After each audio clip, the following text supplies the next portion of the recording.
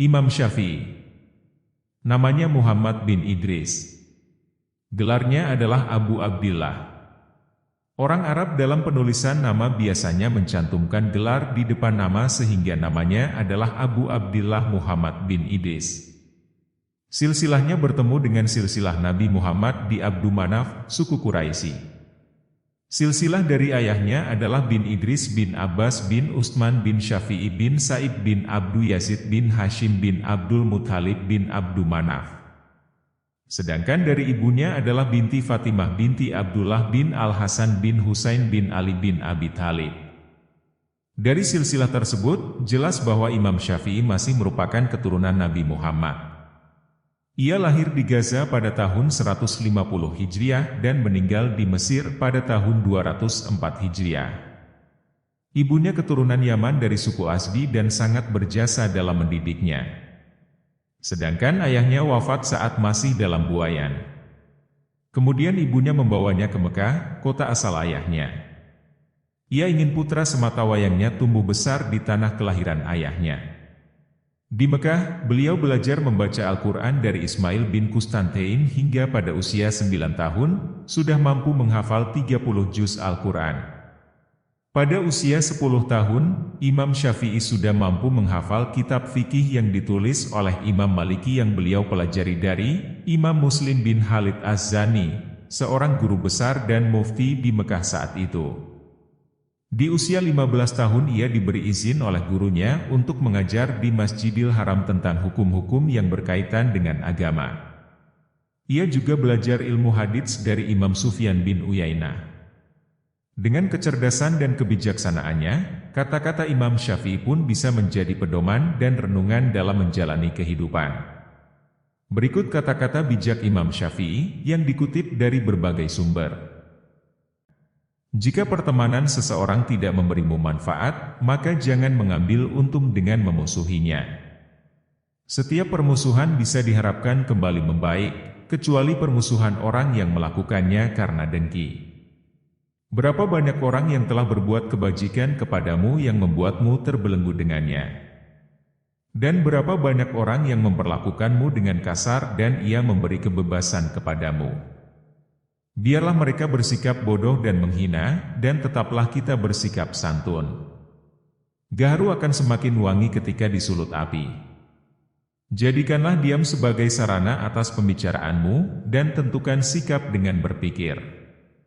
Menghindarkan telinga dari mendengar hal-hal yang tidak baik merupakan suatu keharusan, sebagaimana seseorang mensucikan tutur katanya dari ungkapan buruk. Perbanyaklah saudara semampu yang kau bisa.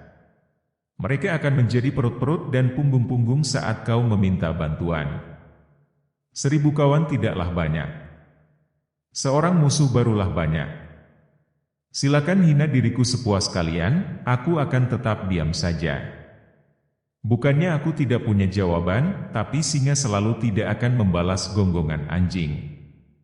Terlalu keras dan menutup diri terhadap orang lain akan mendatangkan musuh, dan terlalu terbuka juga akan mendatangkan kawan yang tidak baik. Maka posisikan dirimu di antara keduanya. Kurendahkan nafsuku kepada mereka supaya mereka memuliakannya. Takkan terhormat nafsu yang tak kau rendahkan. Orang yang hasad itu akan merasakan penyesalan yang begitu panjang, kedudukannya pun akan sirna. Doa di saat tahajud adalah umpama anak panah yang melesat tepat mengenai sasaran. Dosa-dosaku kelihatan terlalu besar buatku, tapi setelah kubandingkan dengan keampunanmu, ternyata keampunanmu jauh lebih besar. Engkau takkan mampu menyenangkan semua orang. Karena itu, cukup bagimu memperbaiki hubunganmu dengan Allah, dan jangan terlalu peduli dengan penilaian manusia. Jadikan akhirat di hatimu, dunia di tanganmu, dan kematian di pelupuk matamu. Jangan mencintai orang yang tidak mencintai Allah. Kalau dia berani meninggalkan Allah, apalagi meninggalkan kamu. Jika semua orang menjauh ketika engkau mendapat kesulitan, maka ketahuilah bahwa Allah Subhanahu wa Ta'ala ingin membuatmu kuat dan Ia akan menjadi penolongmu. Kebaikan itu ada di 5 perkara: kekayaan hati, bersabar atas kejelekan orang lain, mengais rezeki yang halal, takwa, dan yakin akan janji Allah Subhanahu wa Ta'ala. Perbanyakan menyebut Allah daripada menyebut makhluk. Perbanyakan menyebut akhirat daripada menyebut dunia. Sebaik-baik harta simpanan adalah takwa, dan sejelek-jeleknya adalah sikap permusuhan. Siapa yang menginginkan husnul khotimah di penghujung umurnya, hendaknya ia berprasangka baik kepada manusia. Bila cintamu telah nyata padaku, aku tak peduli musibah apapun yang menimpaku. Jika semua orang menjauh ketika engkau mendapat kesulitan, maka ketahuilah bahwa Allah Subhanahu wa Ta'ala ingin membuatmu kuat dan Ia akan menjadi penolongmu. Ketahuilah sesungguhnya hidupmu di dunia akan sirna, dindingnya juga hilang dan hancur, maka perbanyaklah perbuatan baik dan jangan terlalu banyak berangan-angan. Kedermawanan dan kemuliaan adalah dua hal yang dapat menutupi aib.